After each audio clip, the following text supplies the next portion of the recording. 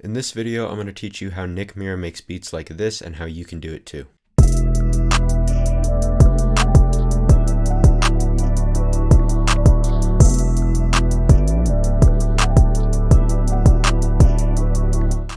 Hey guys, what's up? It's Deprimido. Welcome back to the channel. Today I'm here in FL Studio and we're going to be breaking down Mira type beats. I'm pretty excited about this video. Nick is my favorite producer. Definitely let me know who yours is down in the comments. I'm always curious to hear. But jumping right into the beat, usually these are going to be in the range of 120 to 180 BPM. I'm going to be right here at 165. I will say though that they're generally going to be slightly on the higher end of that, so usually like 150 and up, but there's definitely quite a few that are in that lower range. The melodies are definitely the most important parts of these beats, so let's jump right into that.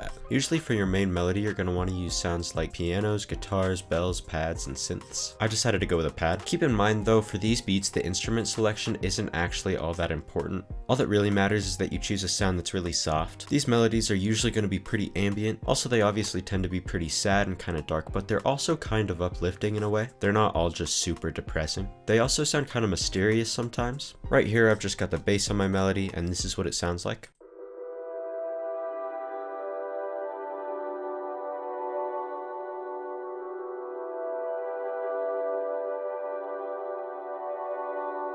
Next, getting into the counter melodies, you can use things like leads, like I did right here.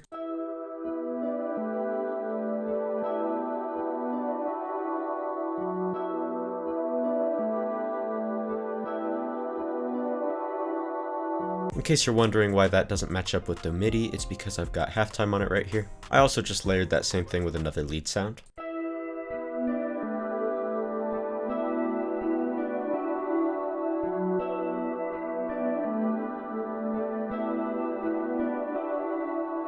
You can also add pianos to your counter melodies like I did right here, especially if you didn't use a piano for your main melody.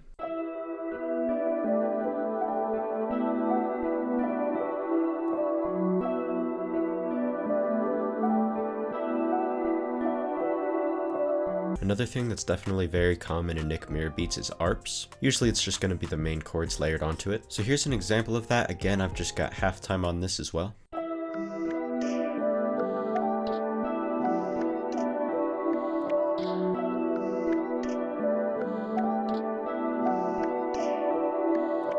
Just make sure you're not using super generic ARP sounds. Use things that have a little bit of movement and maybe have like a couple different sounds in them or something like that. On top of those instruments for your counter melodies, you can also use things like guitars, pads, and bells. By the way guys, make sure you check me out on Patreon. We've got some extra content over there. It's only a couple bucks a month and it really supports me, so I would appreciate it if you go check that out if you can. But next, let's get into the drums. First off, I just added a clap.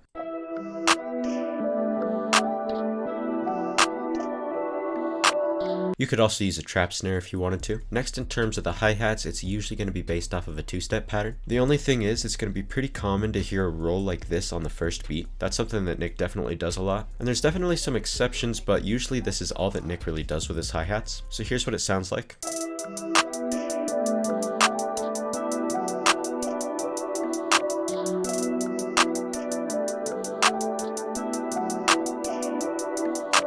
Then for everyone's favorite part, let's talk about the 808s. Usually in these beats, you're going to want to use sounds that are either medium or long. There's definitely a lot of Mira 808s that are very short, but generally they are a little bit longer. You also want to use relatively clean 808 sounds. You can definitely have a little bit of distortion on there, but you don't want to go too crazy with it. For our 808 patterns, they're usually going to be pretty standard. There's nothing too crazy about these. Just make sure that they have a decent bounce, but you don't really need to overthink them. This is what I laid out.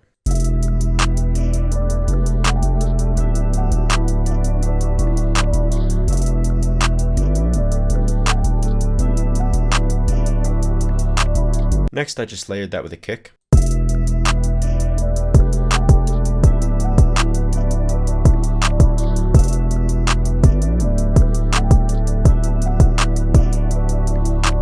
For your open hats, again, it's going to be pretty normal stuff. The only thing I would say is usually in these beats, the open hat is going to be placed on the downbeat, which is the first beat of a measure. I just laid out one note right here.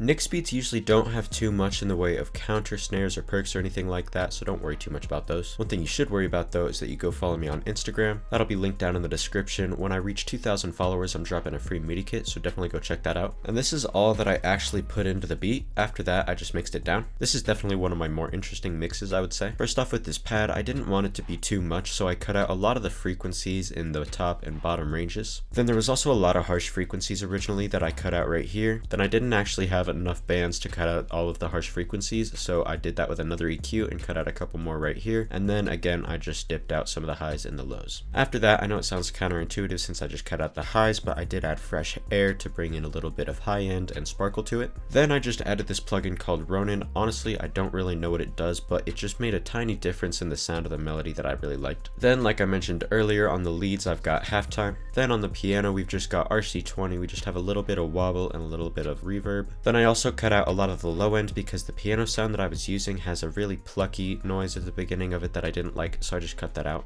Then again, like I mentioned, we've got halftime on the ARP, and those are the only effects that I used. After that, I just put the 808 and the kick into mono right here. And then I just leveled the beat. If you guys want to see my full mixing tutorial, I'll link that up in the card in the corner. After that, I arranged the beat. Make sure you stick around to the end of the video so that you can hear it. And that's pretty much the basics of how to make a Nick Mira beat. Just make sure you're putting your own spin on it because we really don't need more Nick Mira clones. Up on the screen now, I'm going to put a playlist of all of the type beat tutorials that I've done. Make sure you comment what artists you want me to cover. If you comment it, I will most likely do it, so definitely make sure you do that. But yeah, that's about it for this video. Make sure you like and subscribe if you haven't already. Thank you all for watching. I really appreciate it, and I'll talk to you all in the next video.